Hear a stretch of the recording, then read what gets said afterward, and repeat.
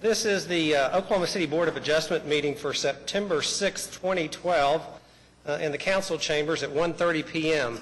The Board of Adjustment hears special exceptions, variances, oil and gas related cases, and appeals from the city.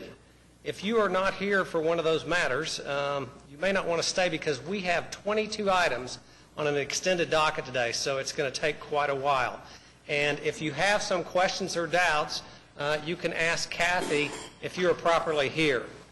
The first order of business today is to remind everyone also to turn off their cell phones. Please turn off your cell phone if you could, and that'll help us move this agenda along. The second order of business is to receive the minutes of August the 2nd, 2012. So moved. Second. All those in favor? The next order of business to come before the Board of Adjustments is whether there are any continuance requests from the staff. Kathy, do we have any continuance requests? Item number 22, case number 13598 is requesting a continuance to September 20th. Item number 23, case number 13587 is asking to be withdrawn. And we also have a request to move item 8 and 9 up to the start of the docket so they can catch a plane. First of all, could I receive a motion to continue item number 13598? So moved. Second. All those in favor? The request passed. Mr. Haley? Is there something? Your request is granted, Mr. Haley. Thank you very much. And then we had a request to move items number 8 and 9 up to the front of the docket because that person, I think, has to catch a plane. Are you here, sir? Yes, Mr. All right. Now, let me, do I need a motion on that to move it to the front of the docket? Or? Okay. Let's do the withdrawal, which is number, tell me again? D23. I'll entertain a motion for that withdrawal. So moved. Is there a second? All those in favor? All right. Okay. By order of the chair, I'm going to move items number 8 and 9 up to the front of the docket so you can make your flight, sir.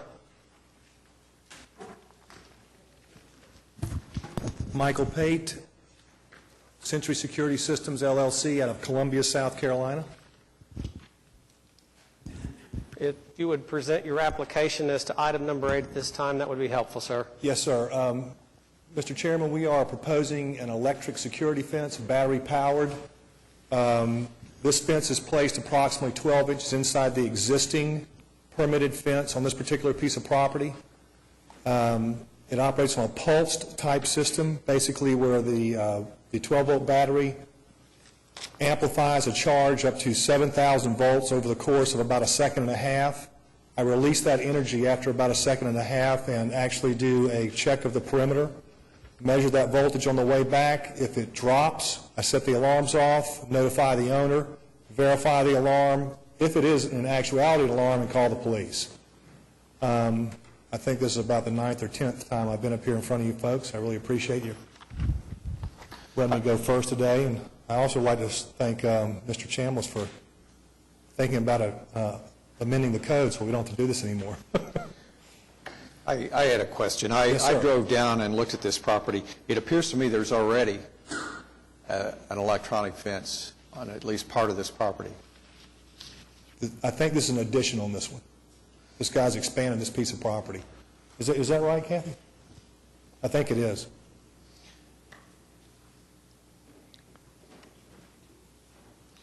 Because the fence is already, electrified there on the fence line that faces Portland and extends north from Southwest 11th.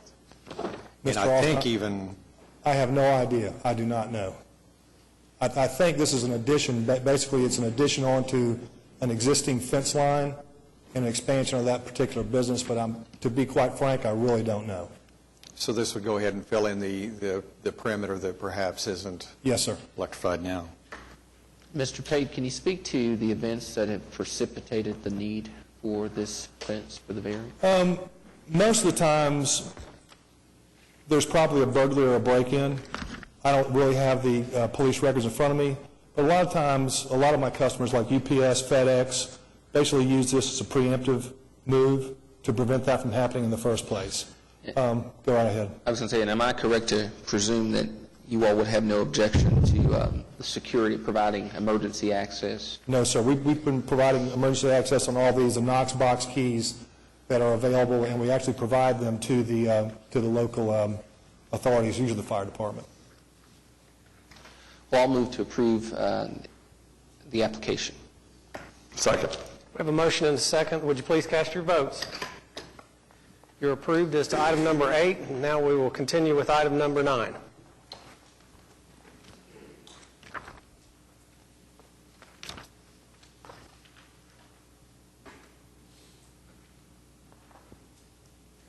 And, okay, item number 9 is same application for the same system, just a different address.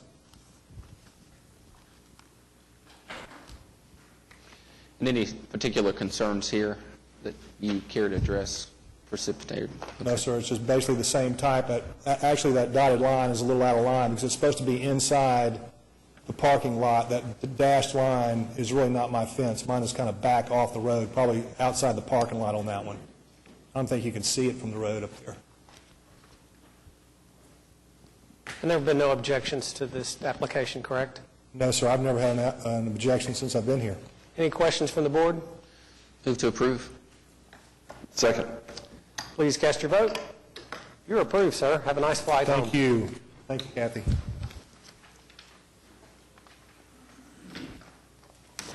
Next. Item number 1, case number 13612, request for use variance of Stevens and Johnson Operating Company for permit to drill an oil gas well located at 8525 South Sunny Lane Road.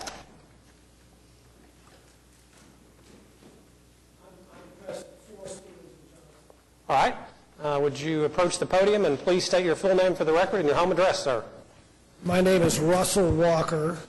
I'm a lawyer representing Stevens and Johnson. My address is 511 Couch Drive. All right. Would you present your application? The request is to drill an additional well in an area where wells have been drilled already in the Oklahoma City field.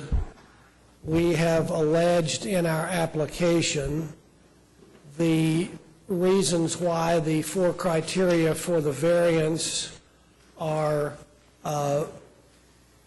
met in this particular matter. We work closely with the city's oil and gas department to make sure that everything is done appropriately and that the locations are appropriately constructed and maintained. I'm not sure what you might or might not want to know about this particular matter, so I don't want to talk too long if I don't have to. I guess the only question that I'm aware of is that your company has worked with the Homeowners Association in the past. There was a protest letter that we received on this application, but it's my understanding from Kathy that that protest letter has been withdrawn. I think that was from Tiffany Stevens, who is or at least was at the time, the last time of the last hearing, the vice president of the Homeowners Association, and I have an email from her to our client in which she notes that she is withdrawing her protest. Is there any opposition here today that you're aware of? Not that I'm aware of. I'll move to approve the application. Is there a second? I'll second. Please cast your votes. You are approved, sir. Item number 2, case number 13613, request for use variance of Stevens and Johnson Operating Company for permit to drill an oil gas well located at 6826 Pat Avenue. You didn't have to go too far. Would you please state your name again for the record? Russell Walker. I am a lawyer representing the applicant, Stevens and Johnson Operating Company. 511 Couch Drive is my address.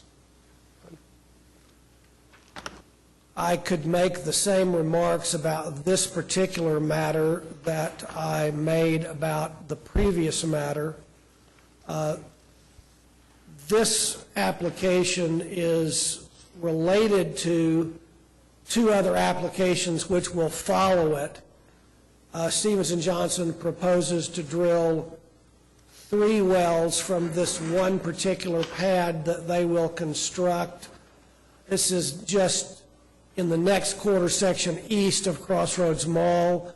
It's an area in which they're quite active. They have their yard just northwest of here, up in the on the north side of Crossroads Mall. All 3 of these wells will be drilled directionally to reach geologic formations at locations basically to the northwest of these locations. And as far as I know, there is no opposition in the audience, although there may be. I don't know. I'm not aware of any opposition to case number 13613. Are there any questions from the board? I would just say we might be able to go ahead and consider all 3 of these and then just vote them separately to be expeditious. Let's go ahead and consider all 3 of them and then move it forward if we can. Okay. I'll move approval of case 13613. Is there a second? Second. Please cast your votes.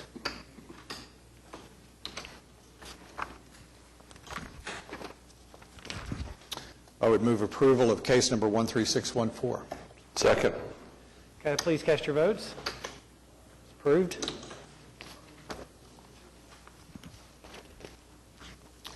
I would move approval of case number 13615. Second. Please cast your votes. You're approved on all your applications. Thank you very much. Thank you for coming today. Item number 5, case number 13586, request of Health Watch Medical for a variance to the requirement that no sign shall be located on or over the street right-of-way located at 1924 North Portland Avenue. Good afternoon. How are you today? I wanted Would you to, first please state your full name for the record and your home address? yeah, my full name is Helen, Helen, last name Mboh, Embo. And would you speak to your application, please? I know you've been here before. We had a continuance, and you're back today with some additional evidence. Right. I made photos of the location where I want the actual sign to be, and gave it to my construction guy, and he is running late. Okay? But in looking at your application under tab number 5, I noticed that there was a new photograph of where the sign will be located and how far it will be set back from the street. Yeah, I also brought another photo of the sign, of where the actual sign, where we intend for the actual sign to be. And I gave it to Miss Kathy. Yeah, and we have, each of us have a copy of that photograph in our packet of materials. Right. And last time I made an error. We intend for the actual sign to be 42 feet from the center of the road. And then from the curb to where we want the sign to be is 20 feet from the curb.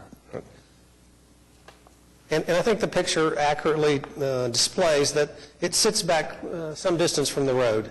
It's a good picture. It's a good rendering of that. Yes, sir. Do any of the board members have any questions? I do. They've got a temporary sign erected in front of the property. Is that the location for the sign you're proposing? You mean the banner? No, I mean the plywood sign that's up. Oh, yeah. It's the location of the sign. So we did that to take pictures so we can actually show the board. But I gave my construction guy had to elevate that piece of plywood, and we took pictures. And he was supposed to be here, and he's running late. So. Any other questions from the board? I have none, but I'll go ahead and move to approve the application. Is there a second for the application? Second. Please cast your votes. You are approved. Thank you so much. Next item, Kathy. Item number 6, case number 13596, request of Miguel Troncoso for a variance to permit a 10-foot tall fence located at 4404 North Lincoln Boulevard.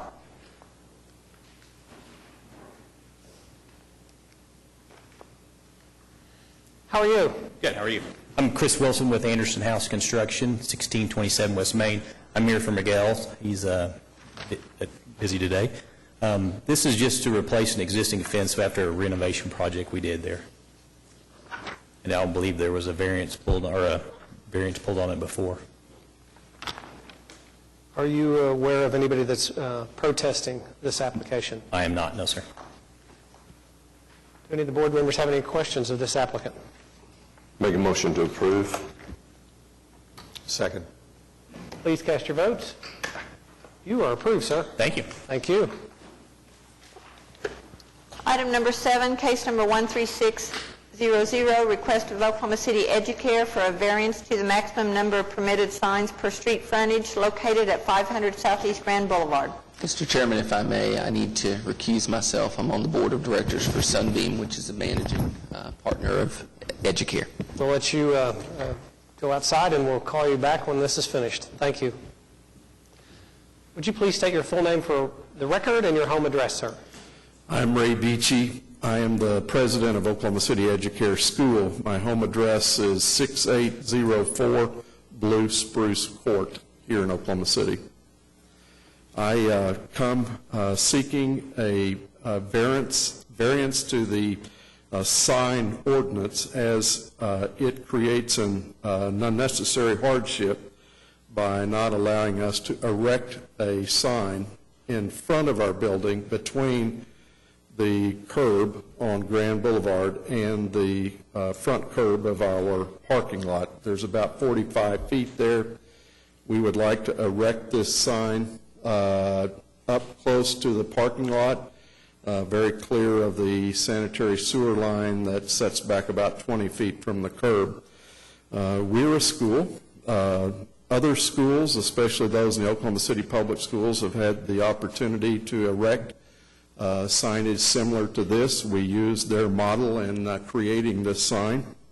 And we would like a variance to allow people trying to distinguish between Cesar Chavez Elementary and Oklahoma City Educare School that this is who we are and where we're located. We have a sign on a wall that sets back probably around 150 feet, and it is almost impossible to see when the shadows are such against that wall. I'm not aware of any unfavorable evidence for the variance. Are you aware of anybody that's protesting or I objecting? have not been made aware of any protests to this request. Do we have any questions from the board? Make a motion to approve the variance. Second. Please cast your votes. Sir, you're approved. Thanks for coming. Thank you. Item number 10, case number 13601, request of Joseph Sykes for a variance to the minimum lot size, the minimum lot width, and the side yard setback located at 14807 North Anderson Road. Good afternoon. Hi, I'm Jamie Sykes. Joseph is my husband, 12625 Skyridge Drive, Edmond, Oklahoma. All right. Would you speak to your application at this time? We're asking for the minimum lot size, the width, and the side yard setback to be accepted because the plot of land lacks a quarter of an acre, or excuse me, almost half an acre to meet the minimum size, and also 25 feet on the road frontage. Okay. Any questions from any of the board? Are both of those mobile homes? Yes, sir. And what's the distance between the mobile homes? Well, the good part of this property is that it spreads out as the property moves further back. So we could scoot them further back if we needed to meet that 25 feet. That's my in-laws that are going to live right next So door. you're going to move them Yes, sir, if we needed to, we would set them back to meet the 25 Okay. feet. My only concern would be is the separation. Make sure that we have the separation according to what the fire marshal would allow. Yes, sir. Okay, well, can we make sure that that's done? Well, if she just moves it back to meet the setback, Then it then will it be takes care of okay. itself. Okay. Is there any protesters? Okay.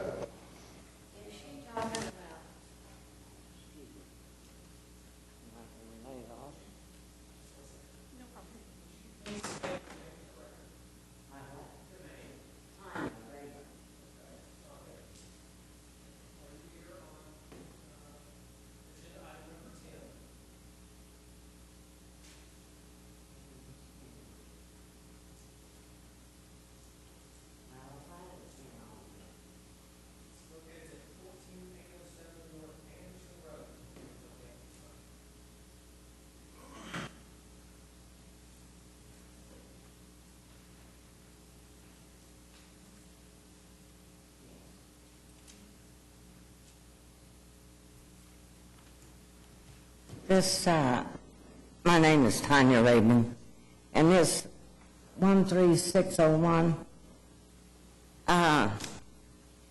what is this about?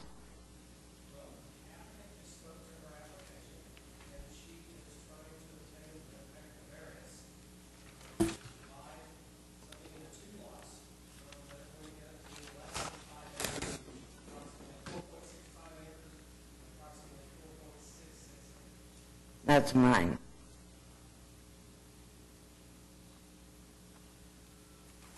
It's on the...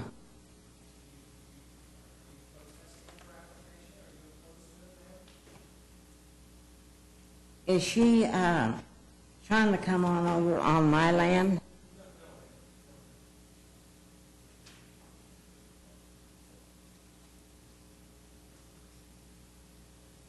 That's what I needed to know. How come this is sent, it says Edmund?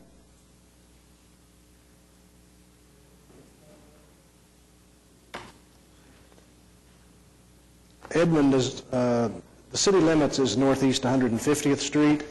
So on the north side of 150th Street is the Edmond city limits. Yeah, Edmund's on the north. Right, And I'm on the south. right. Ms. Rayburn, do you have any other questions? Is there anything else we can answer for you? Well, just as long as no one tries to just hop over into my land. Well, I'll clarify that with the applicant, but that's not going to be the case. Okay? Okay, Thanks for coming today. thank you. We can clarify that we won't be building No, anything sir. on her property, correct? Correct. All right. Do any of the board members? Okay, I'm so sorry. Would you please state your full name for the record? My name is Bobby Woodard. And Mr. Woodward, what is your street address, home street address? It's 133 South Dallas. I live in Moore, but here representing my brother and my sister on this property matter.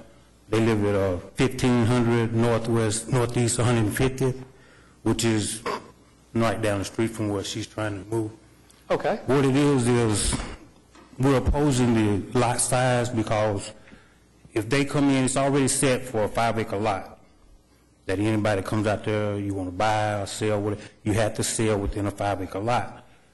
It gives us the agricultural property that we already have, the limitations that we need to raise our cattle, raise our horses and stuff. My brother has horses on his property, and he's fearing that if this be allowed to happen, that they'll be able to come in and start shrinking everything down to where we end up with nothing.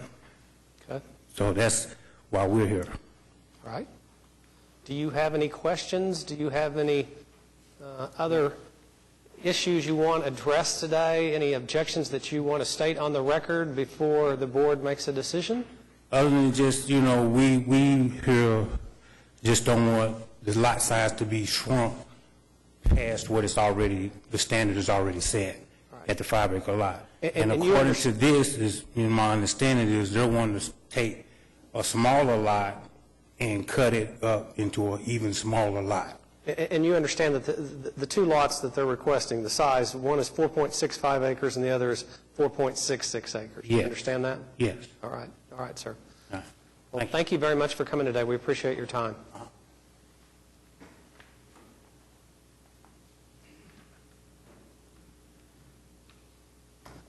Is that all? All I the think that's, protest? Kathy, are you aware of anybody else that's protested? With that, I'll make a motion to approve. I think you need to, Yeah, there's two variance requests. One Oh, is is to there? the Okay. lot size, and then the other is to the setback, and I believe she's agreed to comply with the setback. Okay, what's the first variance? Minimum lot size. Okay, And- make a motion to approve, As to to minimum make lot the size. variance on the lot size. All right. Is there a second? Second. Please cast your votes. That portion of the application is approved. Make a motion to approve the variance on the lot width. Is there a second? Second. Please cast your votes. That portion of the application is approved. And is there anything else we need as far as conditional on what Jim raised, or are we fine? Okay. Your application is approved, ma'am. Thank you for Thank you. coming today. Thank you. Item number 11, case number 13604, request of Grace Community Baptist Church for a variance to permit an attached wall sign located at 10901 South Santa Fe. Good afternoon. Good afternoon. Glad to be here. Jack Dake, and I'm elder and pastor at Grace Community Baptist Church. Would you please give your home address, sir, if you don't mind? 2116 Cadwell Avenue in Oklahoma City. And would you speak to your application at this time, please? Yes, Grace is located on 10901 South Santa Fe. It's the only non-residential building between in that mile. It's located on the west side of Santa Fe in kind of a bottom. And we've just are in the process, nearly completed, an addition to the church. And part of the design you should have in your packet there 2 or 3 pictures, and that show the architectural rendering in which the size and shape of the sign and the aesthetics to the sign proposed is what we've contemplated. There we go. That's the upper portion. And then if you can slide down a little bit lower, and there's what we would hope to be approved by the board. We have an existing, non-conforming, grandfathered sign that is out by the road. It is our hopefully immediate, but certainly intermediate plans to take that sign down. We're going to be giving it to a church, I believe, down by Tuttle, and then to install a conforming electronic sign that would be a ground sign. But until then,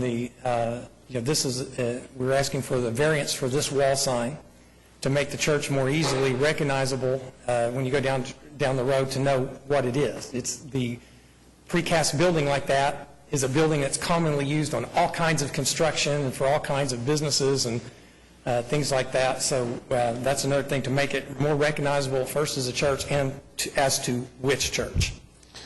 And in looking at your application, it was my understanding that part of that was based upon the unique aspects of the land itself, the unique features, correct? That is correct. And the sign, it is your belief, would help people driving down the road to more easily spot the church, and that would prevent cars from having to slow down and delay traffic. That is correct, especially northbound traffic. You come upon the sign, the existing sign before you're ready, and pretty much don't have time to slow down to turn in. So there's trees and stockade fences that block the visual to the existing sign. Is the non-conforming sign the one right by the driveway? Yes, sir, it is. Now, there's a planter, and it looks like a foundation where another sign can be placed. What are your intentions there? Good question. The planter was there. I think the previous owner of the building may have intended for a sign to be installed in that planter. We don't know yet on the monument sign that we plan whether it would be in the planter or not due to the 8-foot height limitation. That would be for the ground sign.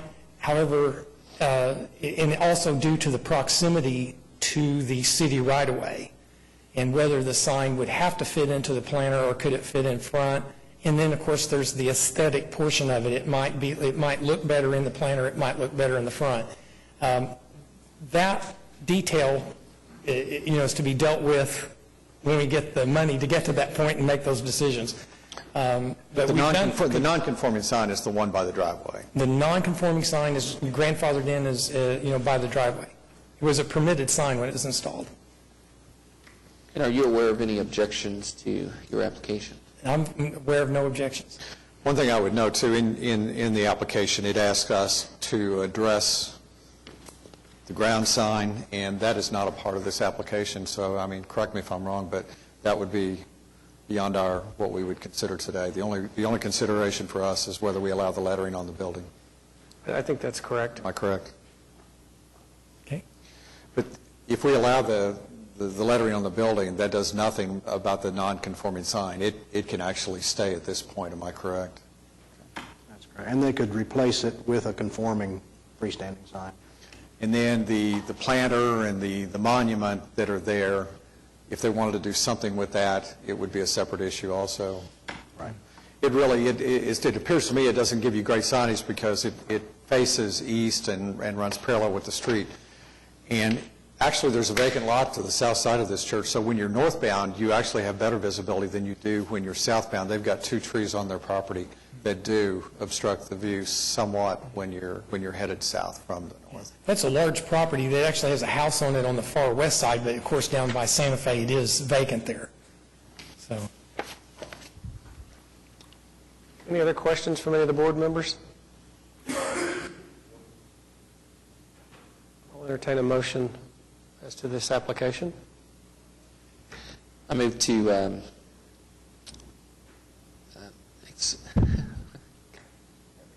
To approve? To approve. I move to approve the application with respect to the attached wall sign. Second. Please cast your votes. You are approved, sir. Thanks for coming today. all right.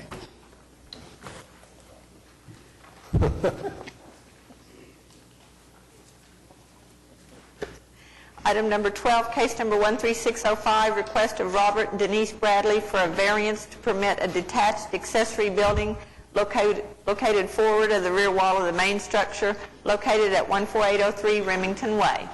How are you today? Good. How are you? Good, thanks. Would you please state your name and a home address? Yeah, it's Robert Bradley and my wife Denise Bradley. We live at 14803 Remington Way in Oklahoma City. All right, and would you speak to your application at this time, please? Yes, sir. We were wanting to build a 2-car garage, and due to the excessive sewer easements in our property, we can't put it in behind the back wall. That throws it into an easement. And then to go beyond that easement even further back, which is kind of impractical for the garage purpose anyways, but it puts it in a floodplain. So the only place that we could fit it would be behind the first back wall of the house. Right. You can see on the picture there. If we do allow them to build the garage inside the utility easement, what are the potential consequences of that? Well, you can't allow them to build the garage over the utility easement. They're building right up against it. So they're not in the 20-foot easement, they're just very close to it? Yeah, they're just up against it. And it has a leg that you can see kind of sticks to the southeast, that they'd have to get, even further back behind that. What's the normal separation between a building, a structure, and the utility easement line? Yeah, you can see. And the structure can be up to the utility easement, but not on the easement. Okay.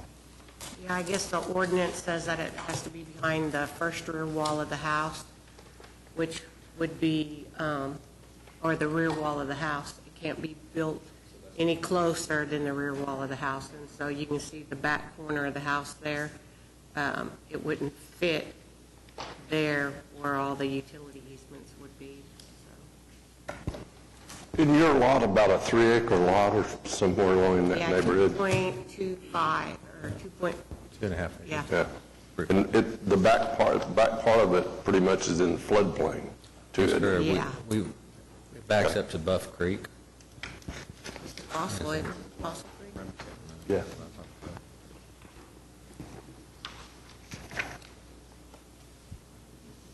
Any further questions from the board? I would entertain a motion at this time. Move to approve the application. Second. Please cast your votes. You're approved today. Thank you. You're welcome. Have a good day. Item number 13, case number 13606, request of the City of Oklahoma City for a variance to the platted limits of no access to permit a fire station located at 7025 Southwest 119th Street. My name is Matthew Siebert with Bacchus Band Associates Architects, here on behalf of the city. Not this slide, but if you look, there's 150-foot limit of no access. And the site plan that's in the packet, there are 3 drives. 2 of them are for the emergency vehicles and staff of the station. That'd be on the north and then on the east. The third is within the 150-foot limit, and that is for the public access. There's 3 parking spots there. We really need to keep the public out of the other 2 drives, so we're requesting that we have the variance to allow that curb cut there. Any questions from any of the board members as to this request for a variance on the new fire station? Any protesters? Anyone here today protesting this application? I see none for purposes of the record. Make a motion to approve the application. Second. Please cast your votes. The city is approved. Appreciate it. Item number 14, case number 13607, request of Crafton Tall and Associates for a variance to the hard surface paving requirement located at 2800 North Cimarron Road. Good afternoon. Afternoon. My name is Chris Gray with Crafton Toll. My address is 7970 Lindsay Lane, Edmond, Oklahoma. I'm here today to request on behalf of the owner of this property to allow a variance for gravel to be used for their storage yards and their gravel access drive. We have met with staff regarding the merits of this application, and they were supportive of our request, but noted that we needed to come and ask for a variance because it wasn't by letter of the code allowed. The nature of this development is for a service company who services oil drilling companies. They store pipes and various other materials related to drilling activities. It's approximately 150 acres. Of the 50 acres, of the 150 acres, 50 will be used for gravel surfacing. The rest of it is going to remain with wooded trees and vegetated areas. Based off of our preliminary development plan, what we're going to do is put a drive that moves all the way over along I-40, so that the drive is located as close to the interstate as we can locate it, and all the business units will be along that area. We have met with the adjacent property owners and visited with each one of those from the Loxley Lake addition, and they had no objection to our application. There was a protest letter that we received on Tuesday. I met with Mr. Murphy the other day, and we talked about that, and I'll let him speak if he would like to. But what we affirmed to him is what we submitted in our application is we're only going to ask for gravel in the exhibit we submitted. And that's one thing I want to be clear on, and I asked staff about this, that we just were handed the site plan, and I just want to be clear, the entire track will not be gravel, only portions of the track will be gravel. That's correct. We're only asking for gravel to be used in the areas depicted in the exhibit. All right. If you wouldn't mind being seated for a second, we'll hear from Mr. Murphy at this time.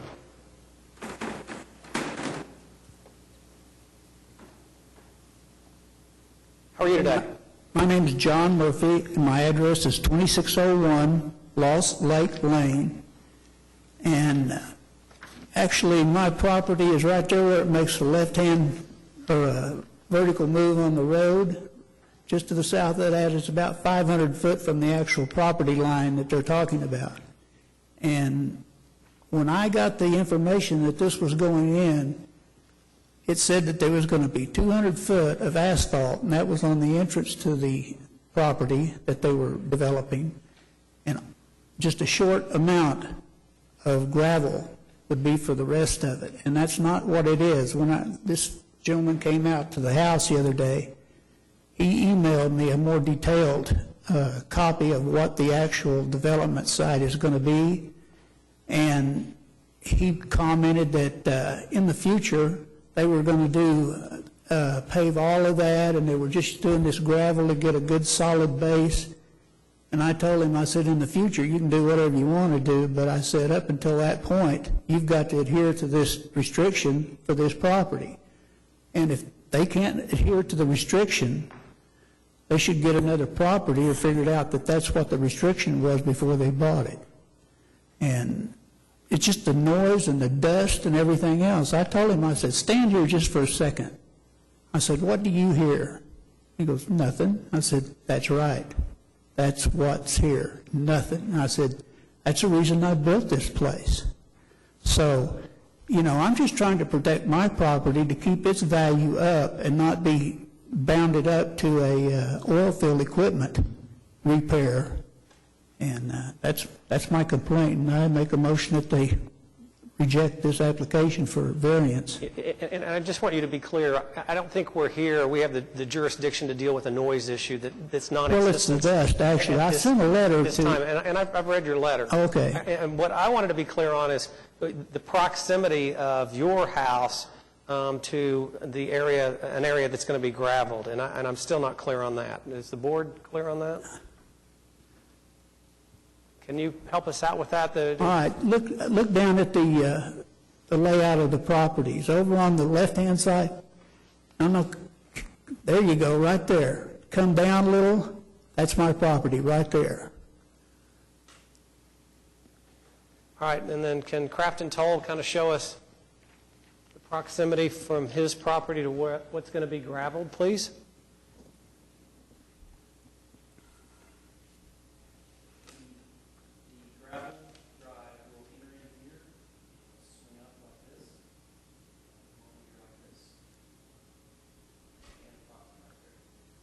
And it'll circle those buildings that you had. Well, you didn't say that here either, did you? Oh, okay. Okay. And then let's address his issue. Where else will there be gravel? You don't mind drawing?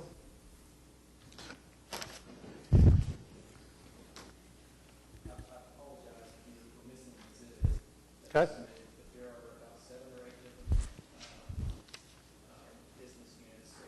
There you go. On your site plan, all the areas Cindy, with the one you are have this? proposed for gravel. Go ahead.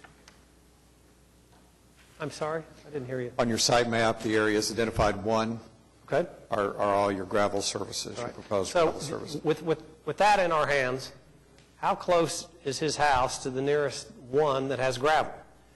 You see that black line in the middle Yes. on our exhibit on the lower Yes. end?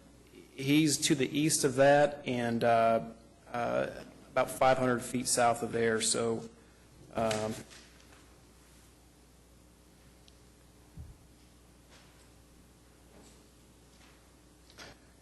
Need a pen?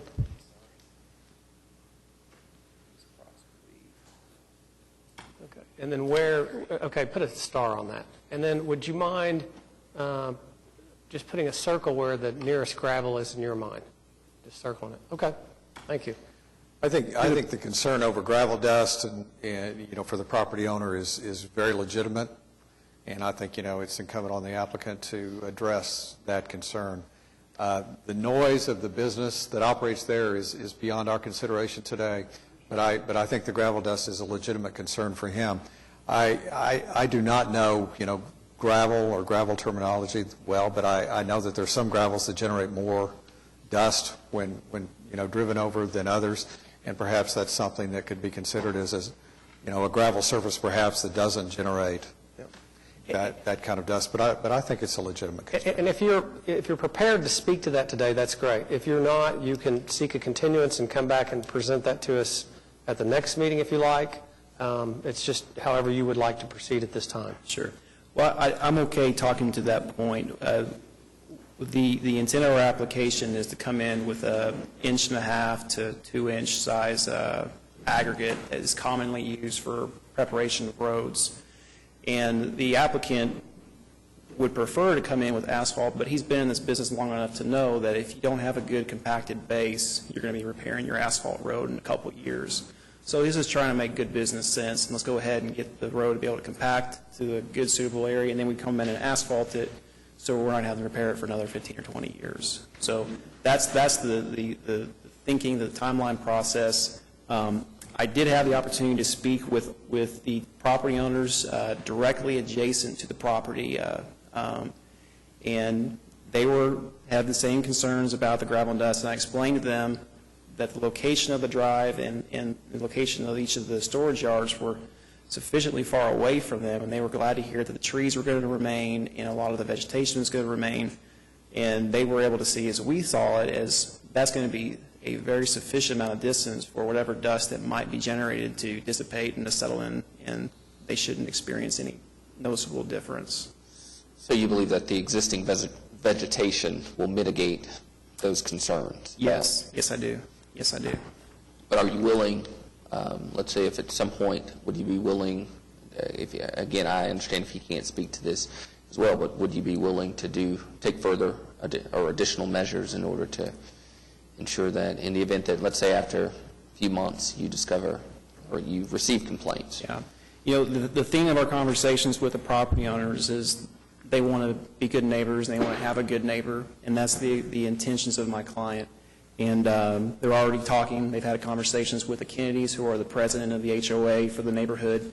They were pleased with what they heard, and as they go forward, if something's not right, you got to make it right with your neighbor. And so we want to do what can be done if the dust gets out of control. Absolutely. I know it's not part of our consideration today, but would there be any screening requirements along that residential area? JJ? Yes, it would. If they submitted this application for the building permit, there would be screening required between the I-2 and the AA. And how would that help with preventing the dust from going over on the residents? It's not, it might help with the sound a little bit, but it's just not going to help with the dust. All right.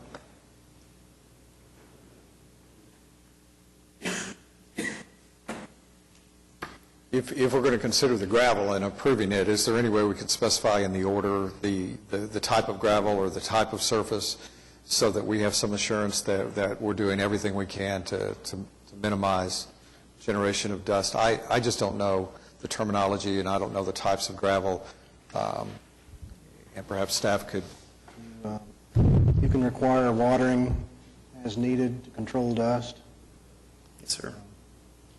But aren't there, I know there's some kinds of gravel that generate a lot of dust, and there are others that where it's much reduced. And I don't know what terminology, we might insert into the order that would assure us of that. I vaguely recall some discussions from prior applications about some kind of engineered gravel of sorts. Recycled asphalt. That's a possibility. Right. Can you speak to that today? I'll make sure and put that in front of the client as we move forward. Again, with the road, we're needing it to be the larger size gravel aggregate commonly used with ODOT, their projects, and also throughout the city on road preparation, because we're needing to get the subgrade compacted so we can come back in and asphalt it. The road is going to be asphalted. It's just a matter of giving it sufficient time to get compacted. The application sounds like you're asking for permission for a gravel road, but you're talking about the gravel as a subbase to asphalt. In order for us to move forward with other building permits within the addition, we have to get the gravel approved so we can have access. And then once the gravel is in compacted, and come back in and asphalt. But as of right now, we have to ask for the variance. But we're not asking for, pardon me? Would you be willing to have it paved within a certain period of time? We're looking at 2 to 3 years. So you're talking about driving on the gravel base for a period of time and then asphalting over that gravel base Yes. at some point? Yes.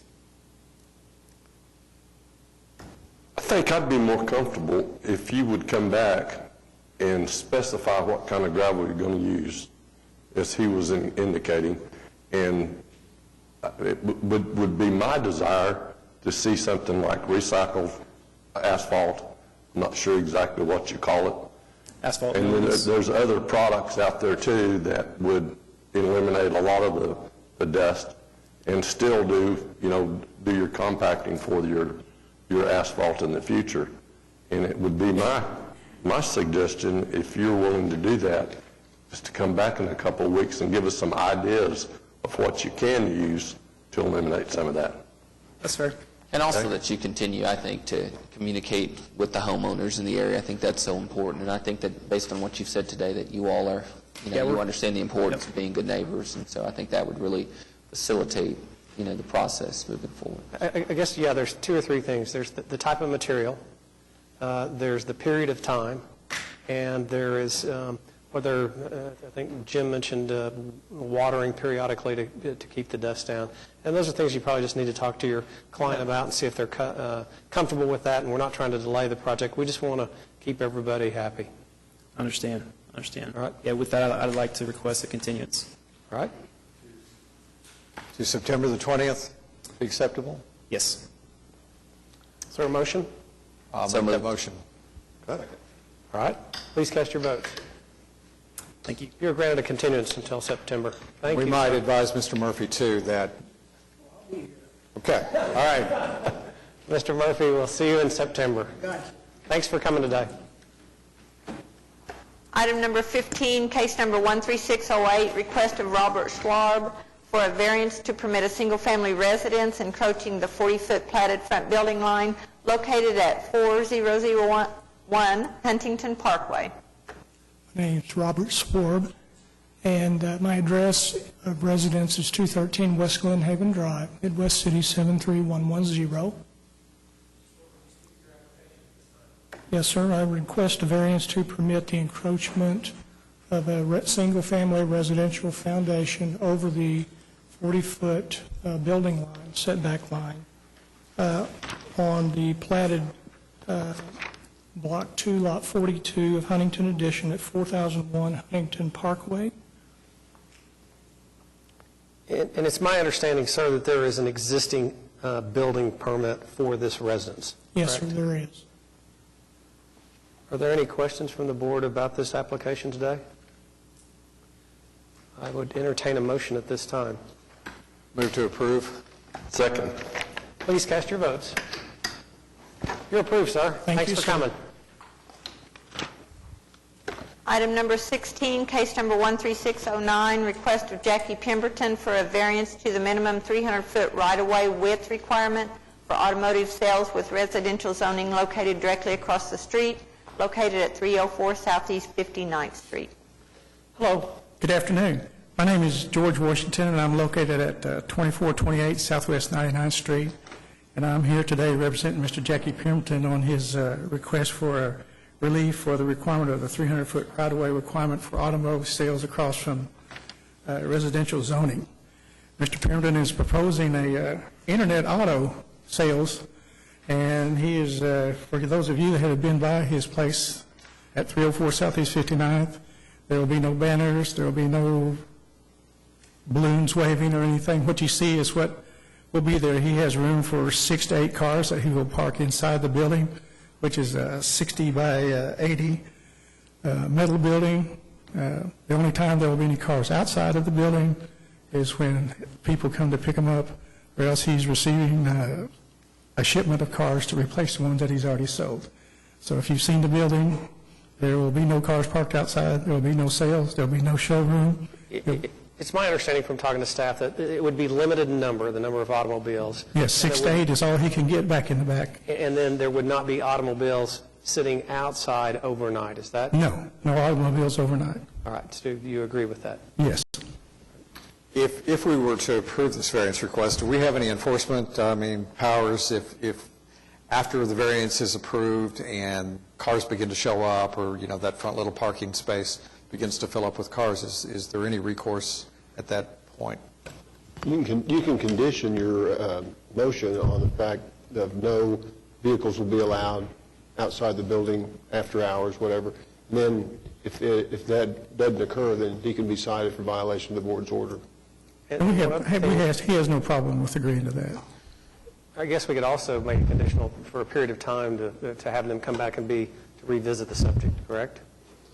You can set a time limit on the variance. Sure. I think, I drove past the business, and the homes right across the street are, they're small homes, but they're well-kept. And, I think this is designed to protect residential areas from, inappropriate encroachment by business. So, Well, the area itself, 59th Street, is a major arterial on the south side. It's half a block away from 59th and Shields, which is a major artery. The area is in transition. It's much like Classen Boulevard. There are a lot of I-1, I-2 zoning already in place. Nonetheless, we want to protect the people that live across the street from your business, and their neighborhoods, right behind that row of houses to the north. So we do want to protect them. I could approve, the variance request conditioned on the fact there would be no automobiles, parked in front of the place of business. There'd be no after-hours storage of automobiles that were visible from Southeast 59th, and that it was limited to this business use. All right, is that your motion? It is. All right, is there a second to the motion? Second. Please cast your votes. You're approved, sir. Thanks for coming today. Thank you.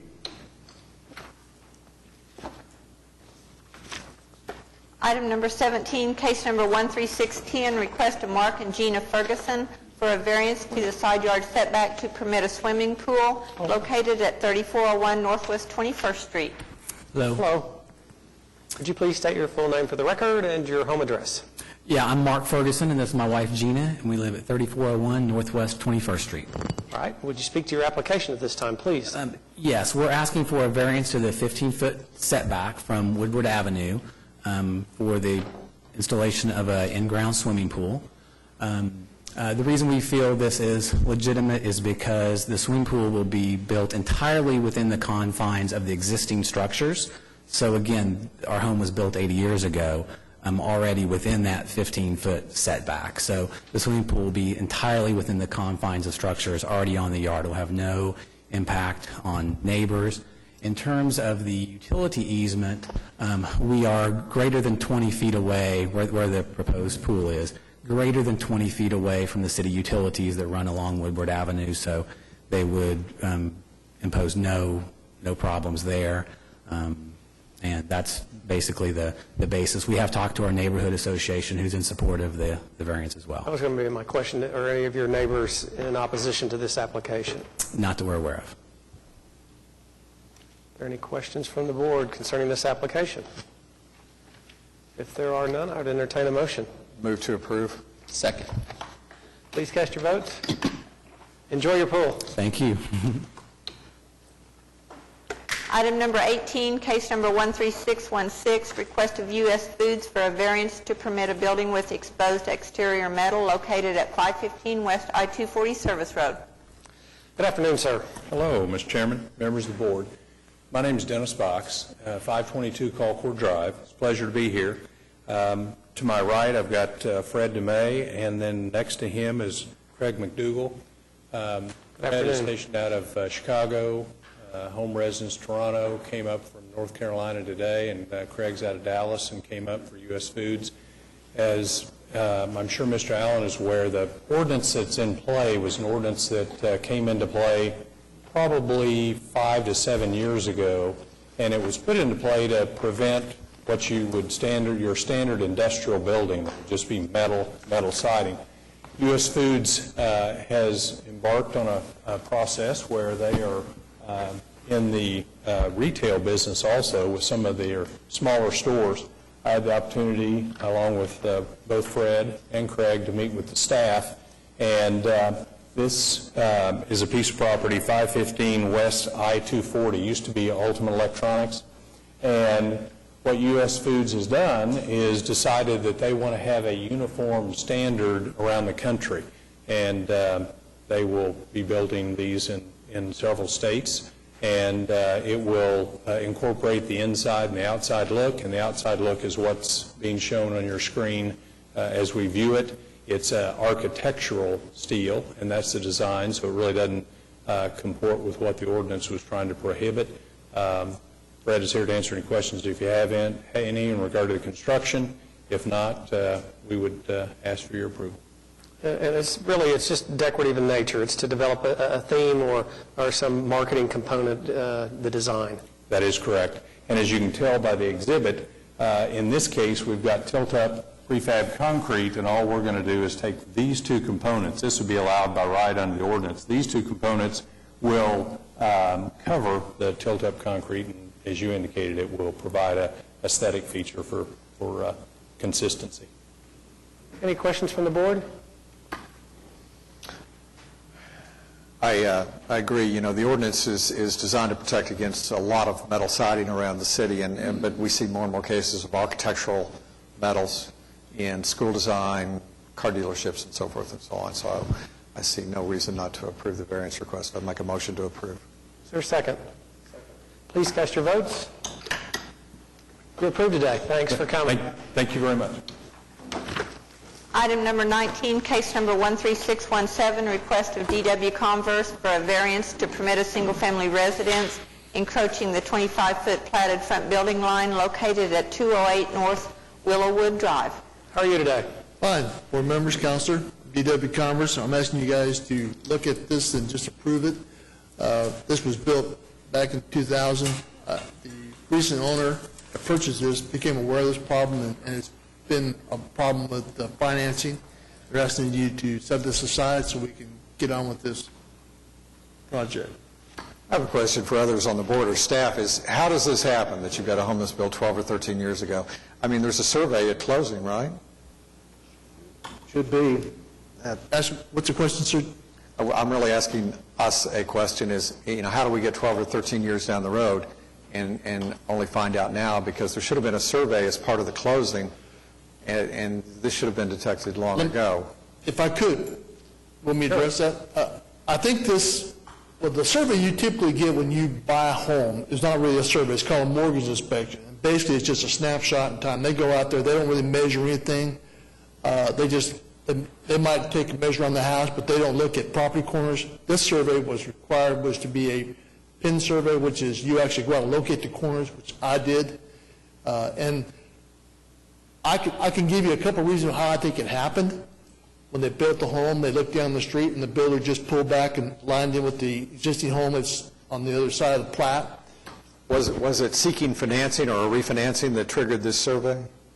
The current owner sold it the previous owner sold it to this guy, and that's what triggered the survey. And one of the conditions, because of, as you all know, the financing fraud and what else is going on with property, they're asking that the monuments actually be set as a condition of the survey or of this financing. Of the financing. So that's what happened. The corners were found or reestablished, and then it became evident that this building was in a violation. If we could go back and look at the property, there's two, the current owner bought two lots. He bought the lot south of this property. One more lot down, that front of that house lines up with the other house, but it's a side yard that it lines up with and not the front of the house. So I think, I'm guessing, I'm speculating, but I think that's probably how it happened. Are you aware of any objections? I'm not. We've not heard no objections. Okay. I'll move to approve the application. Is there a second? Second. Please cast your votes. You're approved, sir. Thanks for coming today. Thank you. Item number 20, request of McDonald's to amend a condition of the board's order pursuant to the approval of case number 13432, located at 12121 Northwest Expressway. Good afternoon. Good afternoon. That'll wake you up. Definitely. My name is Greg Massey with Red Plains, the engineer and representative of McDonald's on this request. Would you speak to your application at this time, please? Yes, this is in reference to a previous case, I believe 13432, in which this board granted a variance to allow a non-accessory sign. It was a co-locate with the Fuel Star convenience store on the corner.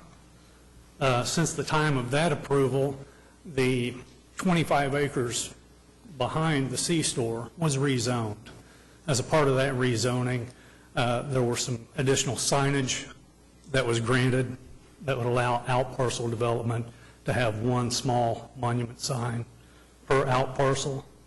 And the original case had a restriction that McDonald's would have no other freestanding signs. And so you want the variance for the monument sign? We would like the variance to remove the restriction on the additional freestanding sign. Are there any questions from any of the board members about the monument sign? There being none, I'd entertain a motion at this time. Move to approve. Second. Please cast your votes. You're approved today. Thanks for coming. Thank you, gentlemen. Item number 21, case number 13545, appeal of Midland Capital and Spring Lake Properties of the decision of an administrative official regarding the revocation of a sign permit for an electronic message display billboard located at 4225 West Memorial Road. Good afternoon. Good afternoon. My name is Michael Laird. I'm an attorney for the two appellants in this case. Midland Capital LLC and Spring Lake Properties LLC are both entities owned and controlled by Mr. Mazahari, who is also here. My address is 6512 Northwest Grand Boulevard in Nichols Hills, 73116. And just so the record's clear, Mr. Laird, before you get started, this is an appeal pursuant to Section 4250.10.b of the Oklahoma City Municipal Code, correct? That's correct, sir. All right. You may proceed. Thanks. Thank you. Good afternoon, Mr. Chairman and members of the board, and also staff. You may recall this has been the subject of a prior proceeding pending before this board back in May. I wanted to give you just a very brief snapshot of the time elements relative to the situation which prompts this appeal. If you go back 3 years ago, in September of 2009, Mr. Mazahari obtained a sign permit at the existing location at the property that he owns. And about 20 months later, he received another sign for a light board sign and on a non-monument, but a light board sign on a pedestal. Subsequent to that, he also obtained the proper authorizations from the state as well, Oklahoma Department of Transportation. He spent a significant amount of money constructing the sign, which is currently there, and was later advised in 2011 that the second permit that was issued was being revoked. This is after the sign had been built, money's been expended. We originally filed for a variance back in March of this year to permit the current sign as it's located to operate under what it would have been the permit that had been revoked. That came up for hearing March of this year. We had consultation with the municipal counselor's office and with staff actually prior to the coming and making appearance before that hearing, and decided to put it off. We did. We had good and meaningful discussions during that period of time in the interim with both staff and representatives of the municipal counselor's office. That prompted us to request a further elaboration on the reasons for the revocation. That was requested from Mr. Bob Tiener, Development Services Director, back in June. He gave a response promptly, and that is the determination of the city staff which we are appealing here.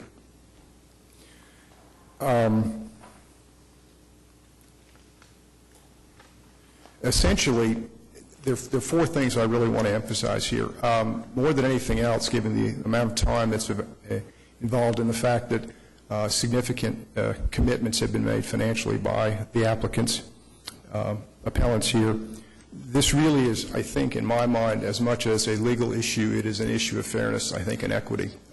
This is a very unusual set of facts, at least in my experience, that it's come up this way. Secondly, I think everyone can concur, regardless of their feelings on the particular points, that the applicant played by the rules, went by the book, and then circumstances came up which prompted the revocation of the permit. As I mentioned, significant monies have been expended by Mr. Mazahari, somewhere in the neighborhood of $80,000 to construct the signage that is currently there. And third, to our knowledge, and I verified this again today with him, there have been no objections at any point along the way with any of these signs, either their permitting or their construction. And lastly, and perhaps most importantly,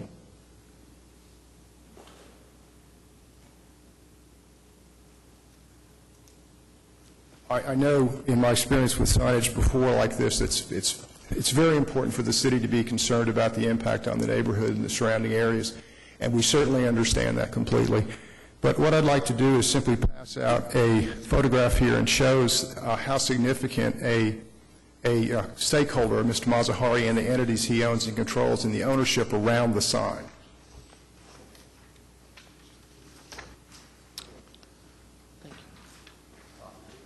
Thank you.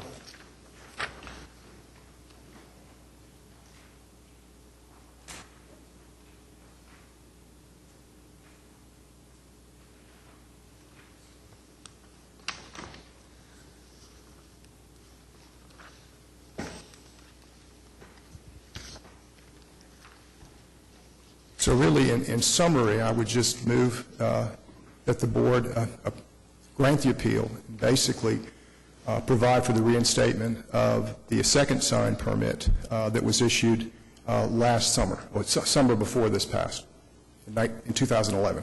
I guess the one thing that I think you should speak to as far as this appeal is concerned is the revocation of the sign permit. What is your understanding of the thought process that went through with the decision to revoke it? Why was it revoked? And why do you disagree with that? Very good question, and I'm glad you asked that. As I understand it, the revocation was done as a reanalysis by staff of what the pertinent criteria were for the original issuance of the sign permits. And as I understand it, when they went back and looked at the controlling PUD, they noted that it did not provide in any form or fashion for signage of this type, either in terms of permitting it or in terms of restricting it or not permitting it. They went, and I think the two sign permits were granted based upon the fact that because of this absence of anything in the PUD contradicting the underlying C3 zoning, that it should be permitted, and it was permitted twice. The reanalysis or reassessment produced a conclusion, which is what I disagree with, which is basically going back and saying the fact that the PUD did not speak to it is really not determinative. What's determinative in their minds at this point is that because it didn't specifically permit it, therefore it cannot be done on this PUD. I think that's a look back which is incorrect. And by the way, neither my client nor I have any problem with the concept of the city needing to and should go and analyze and change rules as they impact and benefit the citizens of Oklahoma City. No question about that. What I think we have here, and this is one reason it's very unusual, I think, is by the change in analysis after significant commitments in the passage of time, in some ways are changing the rules of analysis, and that's what's prompted us to be put in the position that we're in currently. Mr. Laird's analysis is close, but not quite. We're not saying that the sign is not permitted at all. We're saying that the sign must conform with the sign regulations of the PUD as regarding its height and size. So a non-accessory sign is permitted, but there are sign regulations in the PUD that our analysis determined regulated all signs, accessory and non-accessory, and they have height and size requirements. And thank you, Mr. Chambliss. And I think he has hit on where we differ in our conclusions. is because there was not a specific reference to the fact that these are non-accessory signs that reference in the PUD. And again, the PUD is several years old. It's, I think, from 2003, if I recall correctly. And while I realize there's been an evolution, as there should have been, in the city's analysis of signage over the last 10 years, thank goodness, but we were basically dealing with the cards we thought we were dealt. And what justifies the, and this may be just a side issue, but I'm curious as to what justifies the lapse in time from when you thought you were initially approved from being advised that the permit was revoked or rescinded? The best answer I have to that is that when we were first discussing this with our client, which is in the late summer of last year, after the revocation, and trying to figure out what had really taken place and to get a context within which to figure out what had really happened here. Was it a broad policy change that had happened within the city to affect this individual sign? Was it something different than that? And we did some investigation over the course of the interim time to figure that out, because with understandable focus, both my client as well as myself were concerned that we didn't want to delve into areas of the city's basic ability to control things like this more broadly across the entire city. We wanted to focus on this particular sign. And so it was meaningful discussions, as I say, even during that period we had with staff and with municipal counselor's office to really try to get an idea of what was going on here. It's one of the reasons, by the way, that we originally filed for a variance. And then after discussion with the city planning staff as well as the municipal counselor's office, we decided to, in essence, what we did was we converted this to an appeal. And of course that provided another delay subsequent to that time.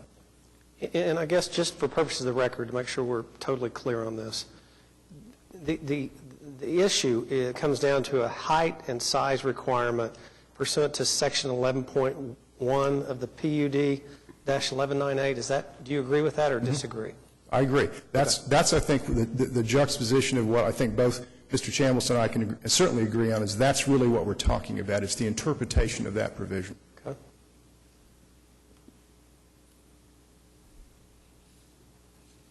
By the way, if you haven't already figured it out, I failed to point out that everything encased in yellow is actually a property which is controlled by Mr. Mazahari. So there are basically 5 properties there. And the picture also points out where the sign would be located. Actually is located. The sign is currently there. All right. Is it operational? It is operational, but just as a static sign. It is not light boarded yet. Okay.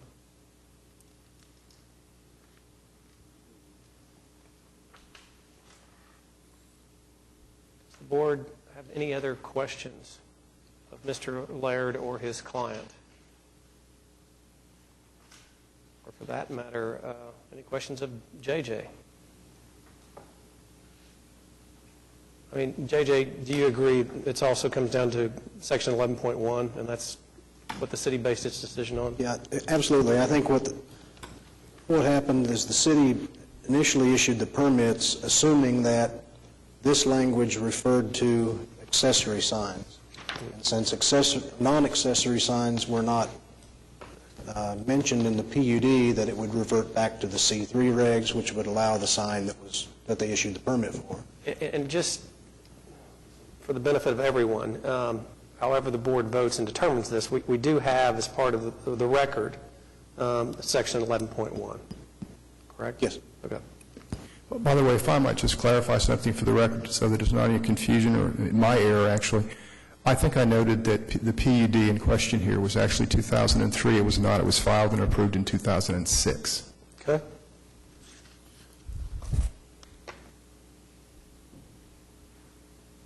One last thing, I just to give a little bit more context to this, I noticed if I'm working with a PUD right now application, and I've noticed this in others, if you look at PUD applications uniformly that come around now, there are very specific and delineated signage prohibitions and requirements.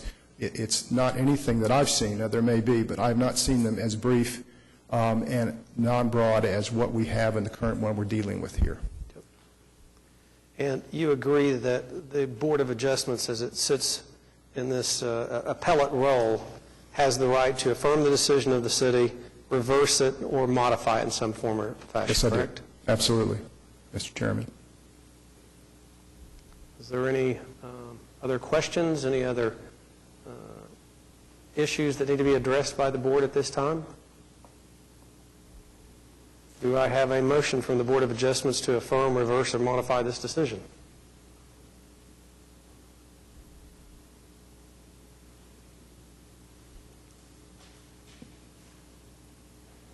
Council, when we find ourselves in this role? There's no motion on the floor, so there's no action taken. All right. It'll be continued automatically to the next meeting. All right. Is there no motion at this time?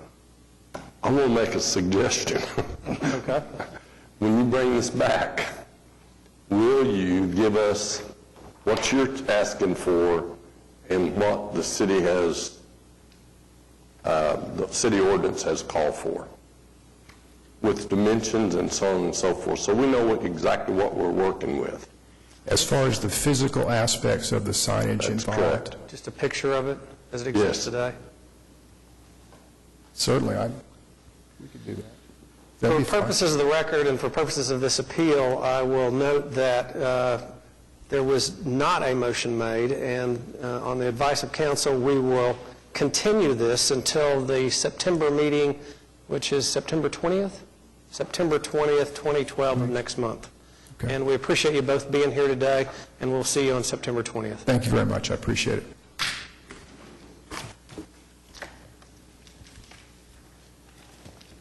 Do we have any further matters to come before the board? One thing I would note, I just noticed, Cindy, I have a question of you.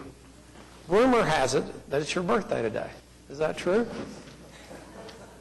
The board would like to wish you a very, very happy birthday. And our chairman will now sing. I'll entertain a motion. Oh, I'm so sorry.